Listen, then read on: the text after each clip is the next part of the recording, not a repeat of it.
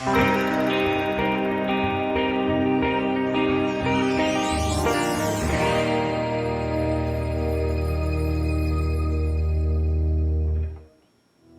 texto que eu quero ler hoje, ele está no Evangelho de São Mateus, no capítulo de número 21, Evangelho de Mateus, o verso 28 até o verso 32. Evangelho de São Mateus, quando existe a parábola dos dois filhos. E o texto começa com uma questão de Jesus, uma pergunta, uma interrogação. E que vos parece? Um homem tinha 2 filhos. Chegando-se ao primeiro, disse: Filho, vai hoje trabalhar na vinha? Ele respondeu: Sim, Senhor, porém não foi. Dirigindo-se ao segundo, disse, porém, a mesma coisa. Mas este respondeu: Não quero. Depois, arrependido, ele foi. E aí Jesus pergunta: qual destes dois, ou dos dois, fez a vontade do Pai? E aí então eles respondem. E quem está respondendo aqui são os principais sacerdotes e os anciãos do povo. E eles respondem: o segundo. Declarou-lhe Jesus: em verdade eu vos digo que publicanos e meretrizes vos precedem no reino de Deus. Porque João veio a vós outros no caminho da justiça e não acreditastes nele, ao passo que publicanos e meretrizes creram. Vós, porém, mesmo vendo isto, não vos arrependestes, afinal, para acreditardes nele. Hoje o meu coração ele se inclinou para falar a respeito de religiosidade e evangelho. E eu coloquei como tema na nossa fala de hoje, no nosso estudo da palavra junto com vocês, abandonar a religiosidade e viver o evangelho. Eu me lembro que há 15 dias atrás, no último domingo, quando eu preguei, não no último domingo onde o pastor Ivaldo pregou, eu falei a respeito de santidade, eu falei a respeito de performance. E eu disse para os irmãos que a santidade, ela só acontece na via da nudez da alma, no desnudamento da alma. Que a santidade, ela só é uma verdade quando ela acontece desse jeito, quando a santidade, ela não tem um processo que deseje aparecer só para o lado de fora, mas com algo inverso que acontece para o lado de dentro. E eu usei como tema para falar sobre isso Mateus também. Eu falei sobre Mateus 6, quando Jesus ele falava a respeito de esmolas, quando Jesus falava a respeito de oração. Ou seja, Jesus está falando como orar, a respeito de como a gente dar esmolas. E Jesus ele foi claro a esse respeito, e Jesus ele disse o seguinte, que os ouvintes dele, os discípulos que ali estavam também, Jesus estava chamando a atenção deles para que eles não se permitissem se embriagar ou se deixar embriagar pelo desejo dos fariseus, pelo mesmo desejo dos fariseus, pelo mesmo desejo dos hipócritas, porque eles gostavam muito de receber o louvor dos homens, eles gostavam muito de receber os aplausos humanos. E muito embora Jesus ele tenha dito a respeito de 2 consequências para quem almeja viver assim, quem almeja trilhar o caminho de Deus assim, Jesus disse em primeiro lugar que existem 2 consequências, que a primeira consequência é que eles receberiam o galardão humano. A primeira consequência é que eles receberiam então a recompensa na terra. Só que Jesus disse uma outra coisa, Jesus disse algo que eu acho que é muito prejudicial para quem se deixa embriagar por esse desejo, de receber glória humana, de receber aplauso humano, de demonstrar alguma coisa para o lado de fora com este objetivo, não com o objetivo de ser bênção na vida de alguém, de ajudar alguém a ser mudado. E aí ele disse o seguinte, que Na verdade, o que acontece? Quando alguém pensa assim, ele recebe a recompensa na terra, mas que infelizmente eles não teriam um galardão nos céus. E aí, pensando nisto que eu preguei há 15 dias atrás, e o que eu preguei aqui na última terça-feira, quando a gente lendo o apóstolo Paulo, e quando nós lemos também o apóstolo Pedro, nós encontramos a seguinte condição apresentada por eles dois. Na terça-feira eu preguei, que tudo que nós fizermos na vida, tudo que nós exercermos como atividade na vida, nós deveríamos fazer com um objetivo, que o nome de Deus fosse glorificado. Então, quando eu olho para o Evangelho de Mateus sobre santidade e performance, quando eu olho para o apóstolo Pedro, eu consigo também enxergar em Paulo a mesma lição, a mesma informação, dizendo que tudo que nós fazemos devemos fazer para a glória de Deus, para que o nome de Deus seja glorificado.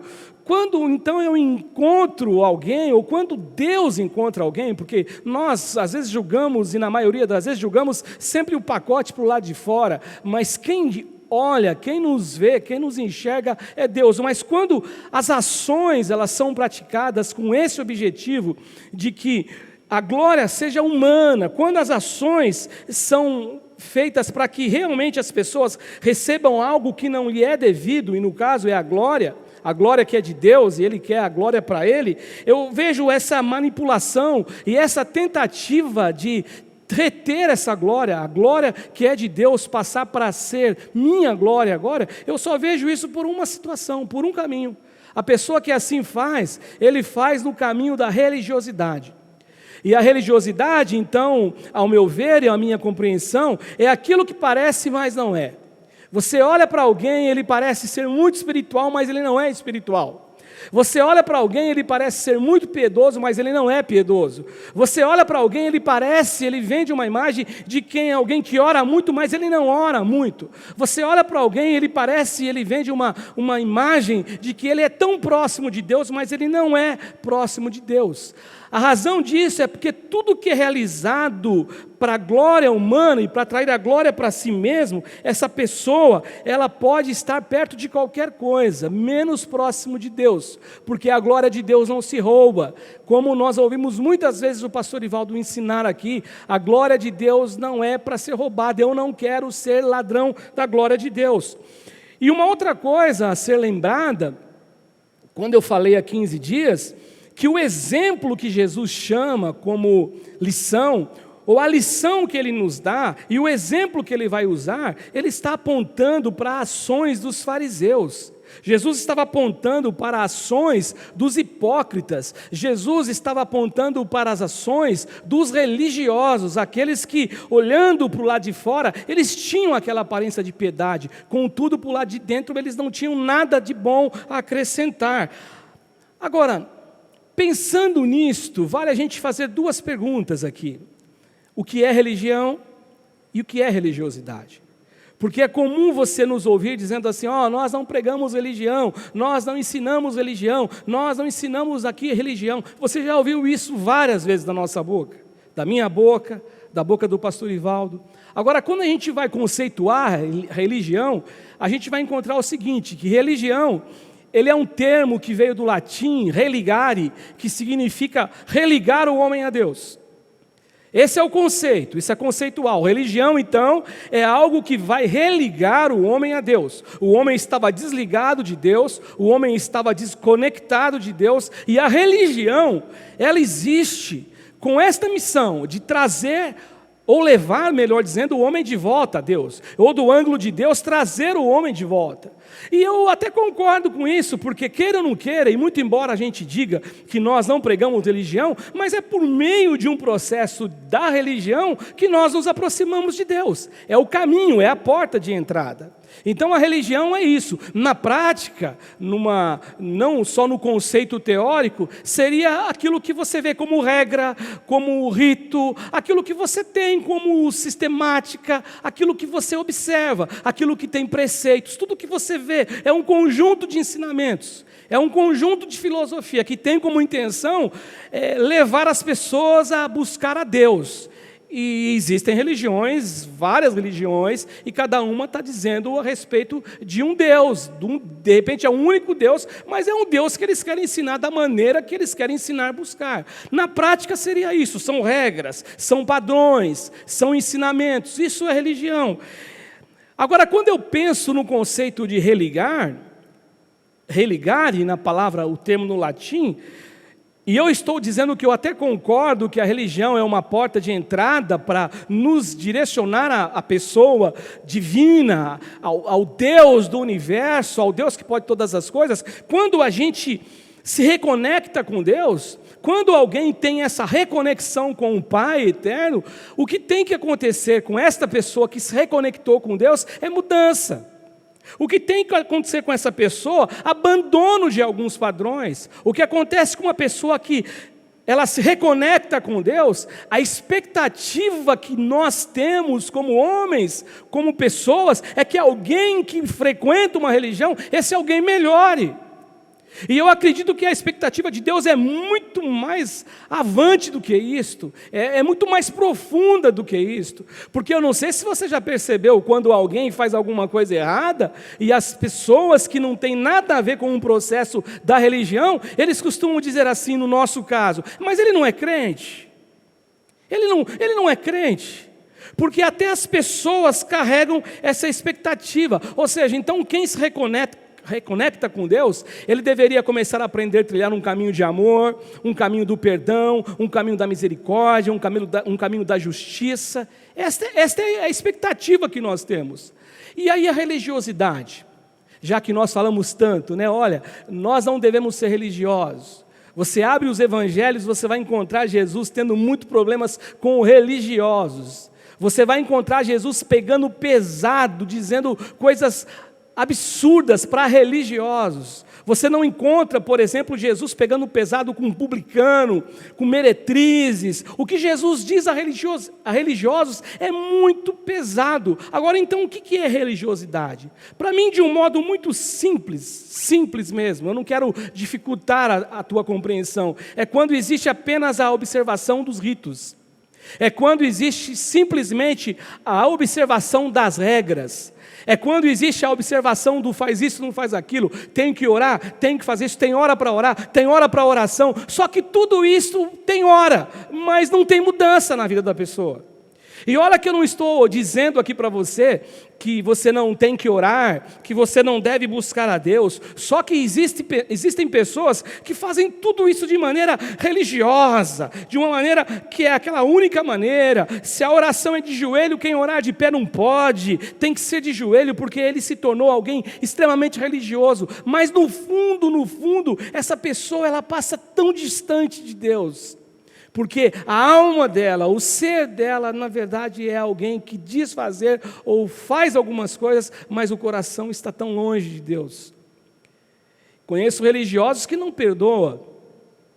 Conheci religiosos que se a gente fizesse o que eles fazem, e eu até disse isso algumas vezes aqui de terça-feira, que se a gente fizesse o que alguns religiosos fazem, nós oraríamos muito mais, mas não com a intenção e com a motivação que eles fazem, porque eu conheço gente que reza, que ora, mas que não perdoa, que não exerce misericórdia, que não tem uma palavra para abençoar, que não consegue de forma alguma ser alguém que seja a luz na vida. A religiosidade é exatamente isso. Alguém disse que o evangelho supera a religião, e eu concordo.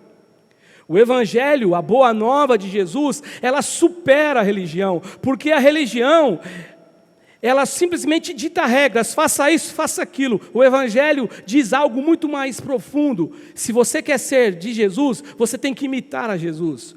Por exemplo, João, quando ele escreve a sua primeira carta, 1 de João, no capítulo 2, no verso 6, João ele vem e ele prova que o evangelho supera a religião. Ele diz o seguinte: aquele que permanece nele deve andar como ele andou. Se você fala que você é de Jesus, existe uma condição para você ser verdadeiro, para essa sua mensagem, essa sua fala ser verídica, ser genuína, você deve andar como ele andou. E aí eu fico pensando, então, o que significa abandonar a religiosidade e viver o Evangelho? Eu separei 3 coisas aqui para falar com vocês de modo rápido, mas significam, e você vai encontrar muitos mais significados, muito mais coisas. Agora, a primeira coisa que eu entendo que é abandonar a religiosidade e abraçar o Evangelho, eu preciso entender que isso significa deixar Cristo viver em mim. É a primeira lição, eu preciso deixar Cristo viver a minha vida, viver em mim. Gálatas capítulo 2, o verso 19, o verso 20, é um texto conhecido de Paulo. Paulo fala assim: porque eu, mediante a própria lei, morri para a lei, a fim de viver para Deus.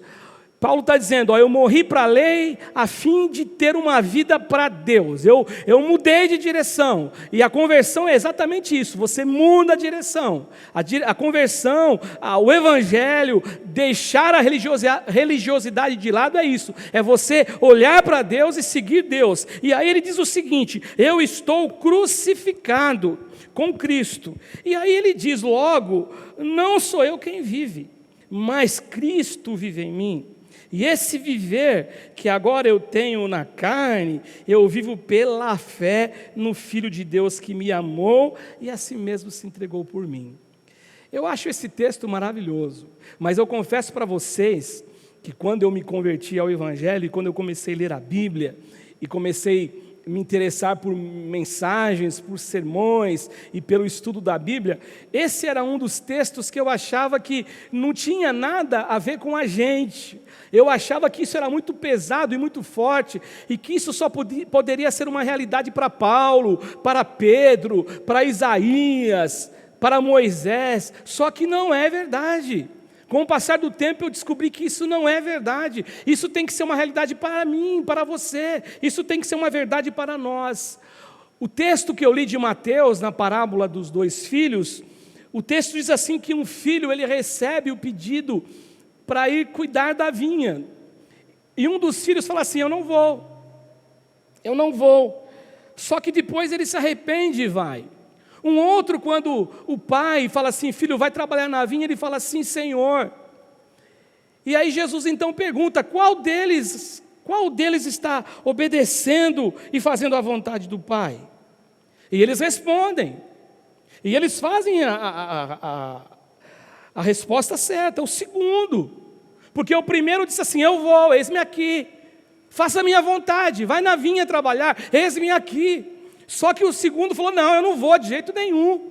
Só que o primeiro que disse que ia não foi, e o segundo foi. E Jesus está tratando com religiosos, Jesus está tratando com escribas, Jesus está tratando com principais sacerdotes. Se você pegar o contexto do capítulo 21, você vai descobrir quem são esses caras. Jesus está tratando com religiosos, gente que adorava fazer orações na praça, gente que adorava ser reconhecido e receber o louvor humano. E é isso que Jesus está tratando, e é isso que Jesus está falando. É por isso que eu estou dizendo hoje aqui, o que eu quero viver, o que você pretende viver, o que é melhor você viver, a religiosidade ou viver o Evangelho? O que é melhor viver, voltando a 15 dias atrás, a santidade verdadeira, que é o desnudar da alma, ou simplesmente algo que é performance, para que todo mundo nos veja, para que todo mundo nos diga para a gente, olha, você é homem de Deus, você é isso, mas no fundo, você sabe que não é, no fundo, você sabe o que você faz, não vai habilitar você a ser um homem de Deus. E Jesus está tratando com esse tipo de gente,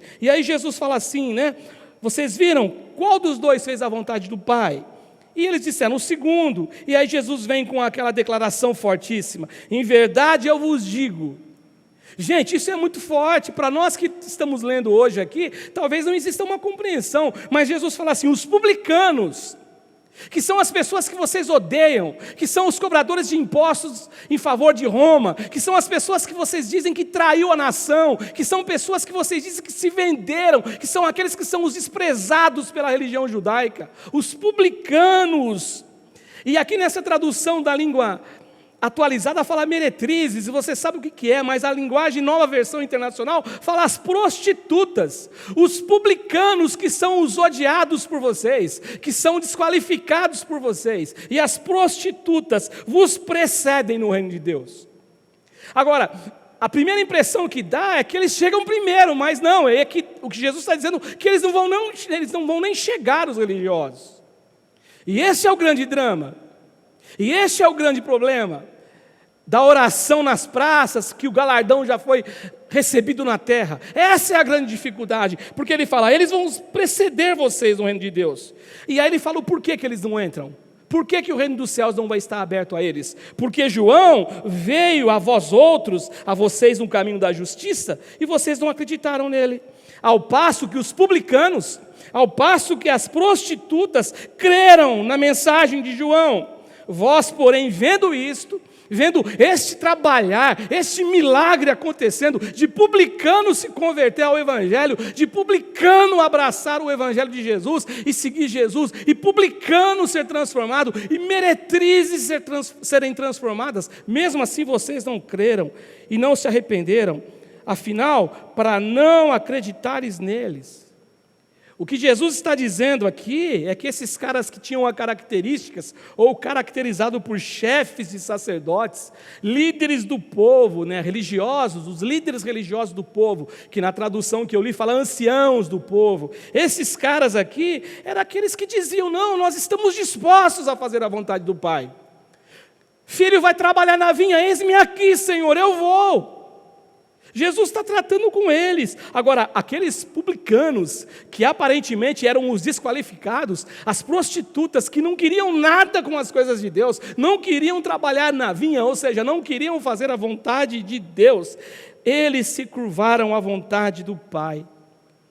Agora, o que é diferente meretrizes e publicanos dos religiosos?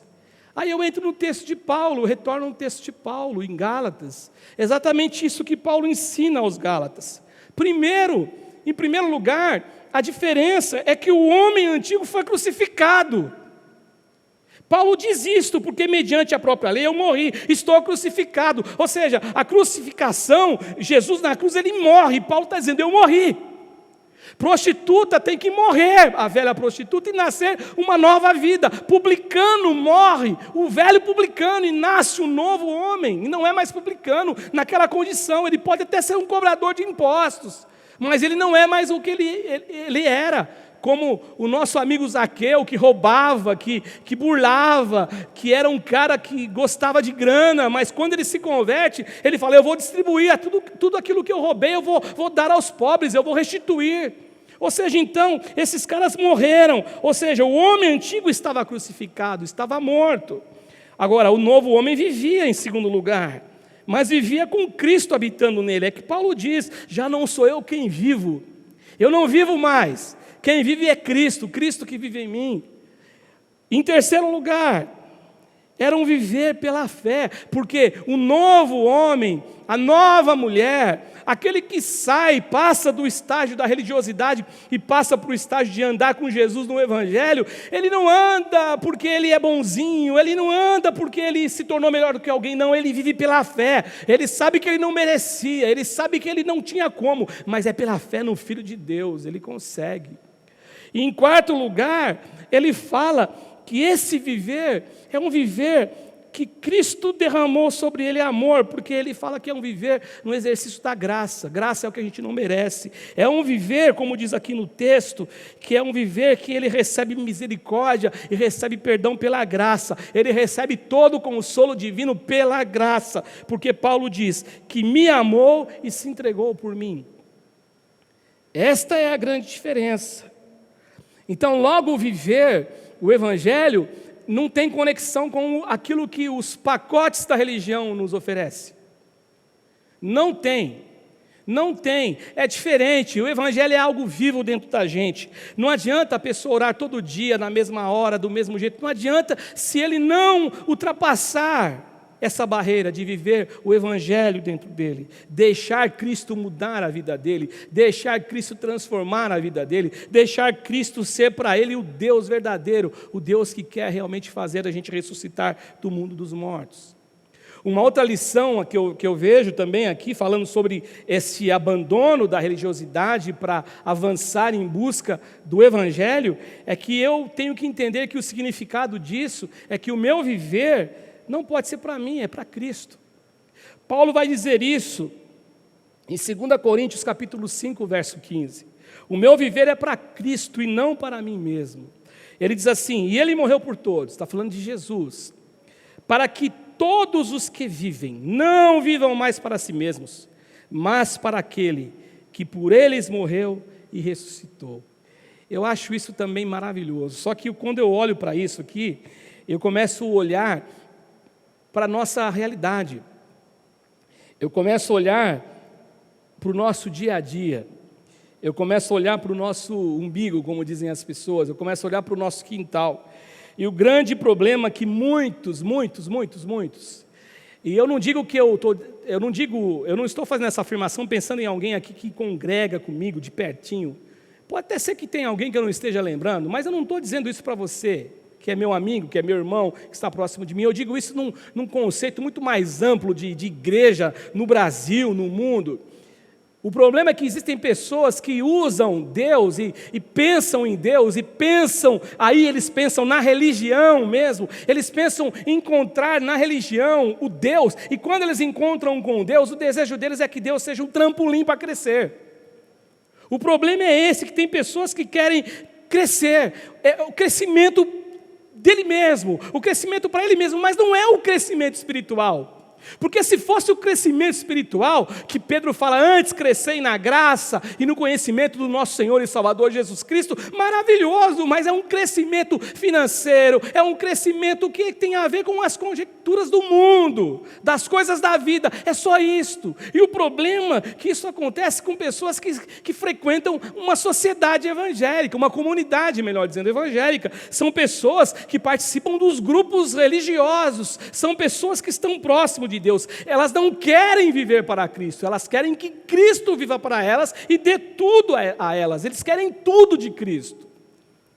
Eu já falei aqui recentemente daquela pessoa que disse assim, eu vou dar o dízimo, porque eu vi o testemunho do irmão que foi 10 vezes mais o que ele ganhou, eu vou dar, mas eu quero que nem ele. E o tesoureiro da igreja falou, não, pega esse dinheiro e some daqui. Deus não tem nenhum vínculo com gente assim, Deus não tem nenhuma obrigação com um coração assim. Então, na verdade, o que existe são pessoas que precisam serem curadas do amor próprio, do amor ao próprio umbigo, do amor ao próprio ego. Essas pessoas têm que entender, e a cura para isto, gente, ela tem início quando Paulo fala, quando existe uma luz na nossa consciência, de compreensão, de dizer, ele morreu por todos, Jesus morreu por mim, Jesus morreu pelos meus filhos, Jesus morreu pelos meus netos, Jesus morreu por todos aqueles que eu conheço, Jesus morreu por cada indivíduo, pelo pior indivíduo que você conheça na face da terra, Jesus morreu por ele, Jesus pagou o preço por ele. Agora, Jesus morreu para que as pessoas entendam que o viver deles agora não pode ser um viver focado só em si mesmo, ele morreu por todos, para que todos aqueles que vivem, não vivam mais para si mesmo, mas para aquele que por eles morreu e ressuscitou. Tem pessoas que têm a vida consagrada, não é a Cristo, é a religião. É a religião. Falei no começo, conheço pessoas que chegam lá, o horário, vai lá, ajoelha, vai lá, e pega não sei o quê, e faz. Aí eu fico pensando, né, mas eu estou relaxado, né, que a pessoa está lá toda hora, orando toda hora, está buscando, toda hora está rezando, e o relaxadão aqui está esperando uma hora de orar, um outro horário. Só que aí eu vejo o fruto. É só um negócio assim, um pacote, gente, é um pacote. Não tem fruto. E a Bíblia, Jesus falou assim, você conhece o tipo de árvore pelo fruto que ela dá. É fruto. E aí quem tem essa vida consagrada à religião é fariseu.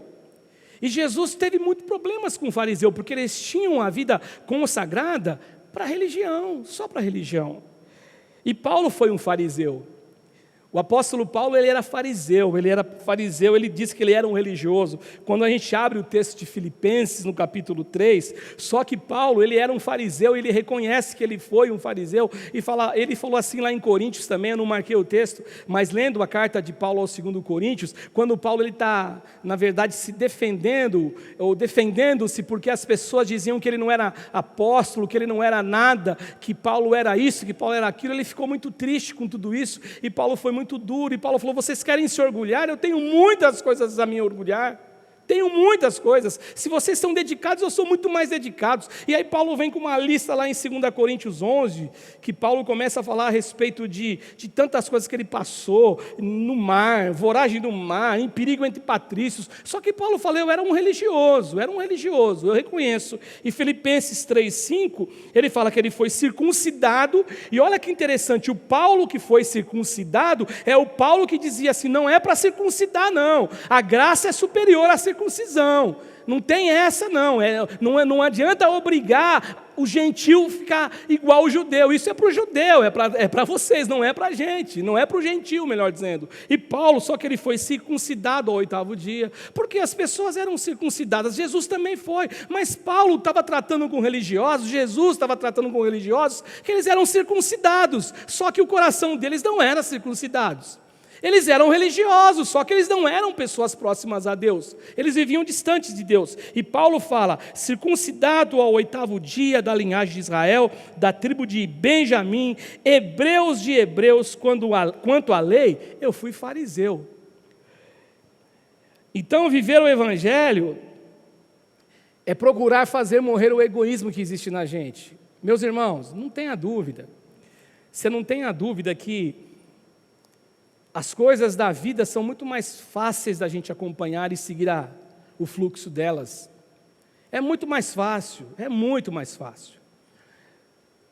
Aquilo que gera a vida de verdade, a gente não tem tanto interesse. Você percebe no Éden, quando Adão e Eva, eles preferiram a glória humana, porque a gente só culpa a mulher, né? Não, foi a mulher. A mulher foi que comeu o fruto primeiro, mas Adão embarcou na mesma história. Adão também quis. Ainda mais quando ele olha, eu já ouvi até diferente, né, dizer que Adão ele comeu por amor. Eu até já falei isso aqui também, mas a gente começa a observar as possibilidades. Na verdade, quando a mulher come e não morre, que a serpente falou, o dia que você comer Deus falou que se eu comer do fruto eu morro. Não, você não vai morrer não. Deus está dizendo isso porque Ele não quer que você seja igual a Ele, porque o dia que você comer do fruto, você vai ser igual a Deus, conhecendo o bem e o mal. E aí a mulher comeu e não morreu. Chegou para Adão e falou, Adão, eu comi e não morri. E tem mais, a serpente falou que se a gente comer, vamos ser igual a Deus. E aí Adão foi, lascou a mordida lá no fruto, né? Que as pessoas falam que é a maçã. Eu não sei com que base eles falam que é a maçã, né? Mas falam. Ou seja, seguir esse rumo, gente, ou essa linha, ou este convite, ou este caminho, é muito mais fácil.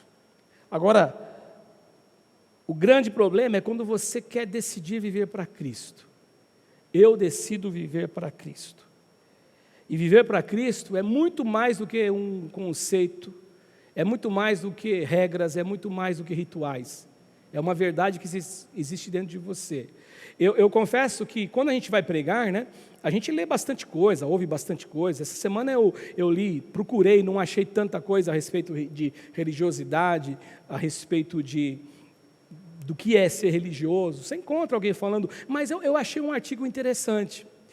O pastor dizia assim que tem pessoas que confundem o que é religiosidade. Aí o pastor dizia assim que algumas pessoas, eles acabam aceitando o pecado na vida, e eles fazendo o pecado e cometendo o pecado, quando alguém vai exortá-los por conta do pecado, ele fala assim, você é religioso, nós estamos em outra, Jesus me chamou para a liberdade, eu sou livre em Cristo Jesus, Jesus me chamou para ser livre, e aí o livre dele é um livre que não é para Cristo, é para ele. E ele vai vivendo debaixo do jugo do pecado. Não é isso que eu estou dizendo. A religiosidade que eu estou querendo falar de um jeito simples aqui, e me perdoem, de repente existe alguém aí que vai falar, não é isso, eu sei muito mais do que isso, e eu quero aprender com você, se você souber, mas para mim, de um jeito muito simples, eu falo com a minha simplicidade, religiosidade é parecer ser alguma coisa e não é, e não ser. É você seguir regras, mas no fundo aquilo não te aproxima de Deus, porque foi isso que aconteceu com os religiosos. Foi isso que aconteceu com todos aqueles religiosos que viveram com Jesus. E a última lição, e eu peguei também um texto de Paulo para fortalecer essa minha lição, é que eu preciso entender que o significado de abandonar a religiosidade para migrar para o lado do Evangelho, eu preciso ter a minha mente sempre, em nossa memória, o Jesus ressuscitado. Jesus tem que estar vivo na minha memória. Paulo escreve ao seu filho Timóteo, em 2 Timóteo, capítulo 2, verso 8. Lembra-te de Jesus Cristo, ressuscitado de entre os mortos, descendente de Davi, segundo o meu evangelho. Aí você fala, tá bom, pastor, mas e aí? Eu acho muito significativa essa fala de Paulo a Timóteo. Lembra de Jesus ressuscitado. Sabe por quê? Talvez isso não ganhe muito significado na nossa mente, porque ser cristão hoje na nossa época é fácil. É fácil. A gente não é perseguido, a gente não é cerrado pelo meio. Eu não tenho nenhuma notícia aí de 50 anos para trás, aí eu não tenho notícias. Talvez possa até ter existido, de gente que foi cerrada pelo meio, como diz a tradição que Isaías foi. Pessoas como Jesus foi pregado, foi crucificado, como Pedro que foi crucificado de cabeça para baixo, João que talvez foi um privilegiado, que não teve uma morte violenta, que ficou preso na ilha de Pátimos, como um exilado por conta de pregar o Evangelho. Apóstolo Paulo, que foi preso também na cidade em Éfeso, e quando ele escreve as cartas da prisão, ele está acorrentado a um soldado que ficava com ele 24 horas por dia. Já pensou um soldado romano amarrado com você 24 horas por dia? Então talvez isso não ganhe muito sentido para nós, quando a gente olha o texto, sem a gente fazer uma reflexão de como era isso. Para algum país onde o Evangelho realmente não pode ser pregado, isso seja uma maneira diferente de interpretar.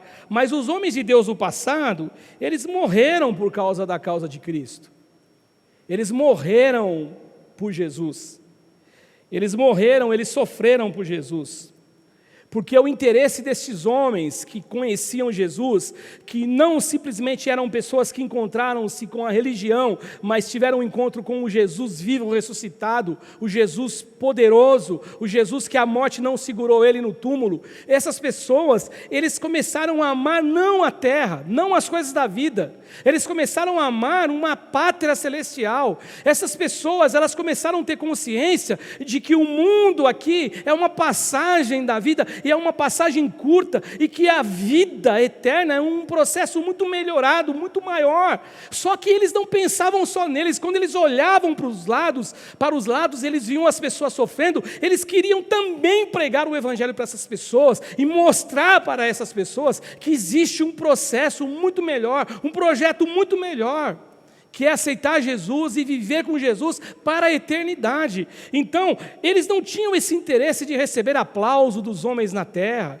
Isso é coisa de fariseu, isso é coisa de gente hipócrita, isso é coisa de religioso, isso é coisa de gente que quer roubar a glória de Deus. Eles na verdade, eles pensavam numa pátria celestial. Quando você pega a galeria dos heróis da fé, por exemplo, Hebreus 11:16, ele diz o seguinte, o texto: mas agora aspiram uma pátria superior, isto é, celestial.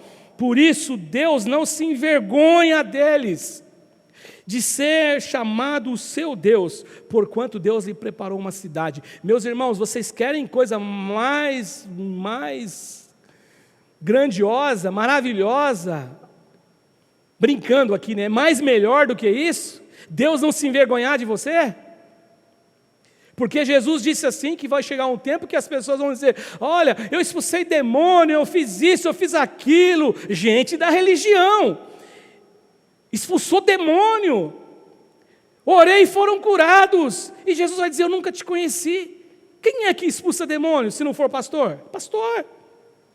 Quem é que expulsa demônio? Gente da comunidade que está seguindo o Evangelho. Mas Jesus vai falar, eu nunca conheci vocês. Por quê? Porque eram religiosos. Achavam estar próximo de Deus. Expulsaram porque o expulsar não é no nome do Cássio, é no nome de Jesus. Expulsaram porque o poder não está nele, está na pessoa de Jesus, no nome de Jesus. Por isso que eles expulsaram demônios. Agora, Jesus disse assim, quem se envergonhar de mim, eu vou me envergonhar dele. Agora aqui, Jesus dizendo através do escritor de Hebreus, Deus dizendo o seguinte, que esses caras, eles aspiraram uma pátria celestial, e Deus não se envergonha deles, e Deus não se envergonha de ser chamado Deus deles. Gente religiosa envergonha Jesus, gente religiosa envergonha a Deus, porque eles falam que são de Deus, eles chamam Deus de Deus, mas as atitudes negam tudo que eles falam. É isso que é ser religioso, é isso que é abraçar a religião e esquecer do Evangelho. Agora, eu quero abraçar o Evangelho, e eu quero que Deus me puxe a orelha todos os dias, em todos os momentos, quando eu falar de alguém, quando eu pensar mal de alguém, Deus me corrige, Espírito Santo, me dê uma chicotada, sim, eu preciso aprender a caminhar com Cristo de verdade. Eu sei que perfeição nós não somos, e não vamos ser enquanto nós estivermos aqui, porque o dia que você atingir perfeição, você vai subir para estar com Jesus. Mas eu não posso sentar num conforto e dizer, não é assim mesmo, a vida é assim mesmo, e eu vou ser desse jeito mesmo, não. Agora, uma grande maioria de nós vai morrendo espiritualmente sem perceber. E sabe o que é duro disto? É que o fenômeno da morte espiritual, ela acontece dentro da igreja, nos cultos. Quando a pessoa chegou, ele ouvia o pastor pregar, nossa, o pastor era uma bênção, agora já não é tão bênção assim. Ah, não, ele fala sempre as mesmas coisas. É sempre a mesma conversa. Ah, o outro também é do mesmo jeito, não muda. Ah, o Davi quando canta é igual. Ah, quando vem a pastora Kátia também do mesmo jeito. Então vai morrendo, vai morrendo. E aquilo que era tão valioso no início, ele não é mais. Porque a pessoa ela não abraçou o caminho, ela não entrou pela via do Evangelho, ela entrou pela via da religião, dos ritos. Existe até o cumprimento de regra, existe. Existe o observar os processos, existe. Só que, na verdade, o Cristo deles é um Cristo morto. É um Cristo que não é vivo. É um Cristo que não está ressuscitado. Por isso que Paulo adverte Timóteo, e talvez, talvez não, eu acredito que seja isso mesmo. Paulo, ele adverte Timóteo para lembrar do Cristo ressuscitado, porque naquela época, como eu estava dizendo para vocês, era sofrimento, gente. Não é ser crente como hoje, na nossa época, não. Era sofrimento. E aí Timóteo viu Paulo sofrer. Paulo disse que os irmãos o viram sofrer, mas que os sofrimentos dele fez com que os irmãos pregassem o Evangelho com mais ousadia. O livro de Filipenses, Paulo fala isso. Agora, Paulo está advertindo Timóteo, não olha para Jesus morto, Jesus sofredor, Jesus que foi crucificado, cuspido pelos homens, Jesus que pagou um preço por você. Não olhe pensando que ele é um Jesus sem forças nenhuma, não. Olhe para o Jesus ressuscitado. O Jesus vivo, o Jesus que o túmulo não segurou ele, o Jesus que a morte não o deteve, o Jesus que é o Deus encarnado, o Filho de Deus, o Jesus que é aquele que um dia, como diz Paulo aos Filipenses, toda língua vai ter que confessar que ele é Senhor, todo joelho vai se dobrar. É para esse Jesus que você tem que olhar. Agora, quando as pessoas esquecem disto, as pessoas vivem só para elas, as pessoas não deixam a Cristo viverem a vida com elas, como diz Paulo aos Gálatas, as pessoas olham para esse Jesus morto, esse Jesus que não tem poder, esse Jesus que não consegue transformar vidas, esse Jesus que não consegue transformar ninguém. Um dia eu ouvi uma senhora dizendo assim, crente, meus irmãos, eu fiquei assustado, eu não acredito que Jesus pode mudar os homens. Eu falei, então a senhora tem que jogar a Bíblia da senhora na lata do lixo, e eu vou jogar a minha também. Porque Jesus é quem olha para Jesus como um Jesus morto, um Jesus inoperante, um Jesus sem valor. Mas Paulo está dizendo, Timóteo, olha para Cristo ressuscitado, um Cristo que pode ensinar você a viver uma vida diferente, um Cristo que vai te fortalecer, um Cristo que vai te dar um poder não de covardia, mas vai te dar um poder de gente forte, gente que realmente faz, um Cristo que vai chegar para Paulo e dizer, Paulo, a minha graça te basta, porque o meu poder se aperfeiçoa na fraqueza. É isso, o Cristo vivo, o Cristo que está vivo hoje, que está me vendo pregar, que está ouvindo a minha pregação, que está ouvindo tudo o que você faz, que está vendo o que você faz. Este é o Cristo. E quando a gente toma isto no nosso coração como consciência, a religião começa a sumir. Aí você fala, pastor, mas a sua igreja não é uma religião? É uma religião, porque a religião é um caminho mais... Gente, eu tenho que ultrapassar. Religião é mecânico, eu vejo a religião como mecânico, o negócio é mecânico. Vai para a direita, vai para a esquerda, vai para frente, vai para trás. Isso é religião. Agora, o nosso Cristo, Ele é vivo. É vivo. Jesus falou assim, quem crer em mim, como diz as Escrituras, rios de águas vivas fluirão no seu ventre. Jesus é vivo. É isso que eu tenho que entender. Agora, o Cristo é aquele que tem poder, o Cristo ressuscitado, que tem poder de fazer morrer em nós a hipocrisia, de fazer morrer em nós aquilo que Jesus disse aqui para esse grupo de religiosos, a parábola dos 2 filhos, fazer morrer em nós aquela coisa mentirosa de dizer assim, eis-me aqui, Senhor, filho, vai trabalhar na vinha, eis-me aqui, Senhor, mas no fundo não vai. Jesus, Ele prefere aquele que diz assim, não vou, mas depois Ele para e Ele fala, Senhor, tem misericórdia de mim, porque eu sou pecador, eu vou fazer a Tua vontade. É desses que são aqueles que caminham pelo trilho do Evangelho. Lembra do publicano que foi orar com o fariseu no templo? O fariseu orava com as mãos para o alto, em voz alta, dizendo, eu sou dizimista, jejuo toda semana, e dizem as pessoas, os estudiosos, que era necessário jejuar uma vez por ano, ele jejuava toda semana, eu sou bom pra caramba, e eu não sou que nem esse, desculpa a expressão, esse desgraçado desse publicano que está do meu lado. Desgraçado não é palavrão não, meu irmão, é sem graça. Esse cara não tem graça de Deus, eu não sou como ele, eu não roubo, eu sou dizimista, eu sou aquilo. E o outro, coitado, fica lá batendo no peito, eu sou pecador, eu não mereço nada, eu não sou nada, eu sou simplesmente alguém que precisa da tua misericórdia. Este cara trilha o Evangelho, esse cara não é religioso. São desses que Jesus gosta, são desses que Deus gosta. Porque aí Jesus perguntou, quem desceu justificado da oração? O bonzão, o publicano que estava batendo no peito, nem olhava para os céus, ou o bonzão, o religioso? E para terminar mesmo, a minha conclusão é que os religiosos do tempo de Jesus, eles eram tão fora do padrão e tão distantes de Deus, que eles condenavam Jesus porque Jesus curava no sábado. Isso é religioso. Ah não, está escrito na lei, olha, o sábado tem que guardar, Jesus está curando, Jesus está salvando uma vida, ah não pode. Religioso, ritual, pacotinho, filosofia, ou filosofias de vida. Os religiosos do tempo de Jesus, que eram aqueles que todo mundo olhava do lado de fora sem discerni-los com a verdade, e dizia, poxa, esses caras são de Deus. Os religiosos de Jesus são aqueles que tinham no coração, carregavam ódio para matar, porque foram os religiosos que mataram Jesus. Foi lá no Sinédrio que Jesus foi julgado numa noite, numa madrugada, numa tremenda de uma palhaçada, foi lá. Porque até o Pilatos queria livrar Jesus, porque via que Jesus não tinha nada daquilo que eles falavam, mas foram os religiosos.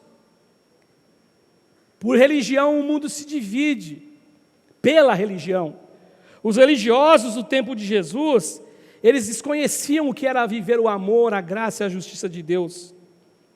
Os religiosos do tempo de Jesus, quando as pessoas olhavam para eles, eles pareciam estar próximos de Deus, mas Jesus disse deles, ou a respeito deles, o seguinte, que eles eram sepulcros caiados, bonitos por fora, e cheios de sujeira, teia de aranha, um monte de coisa ruim por dentro. Eram os religiosos.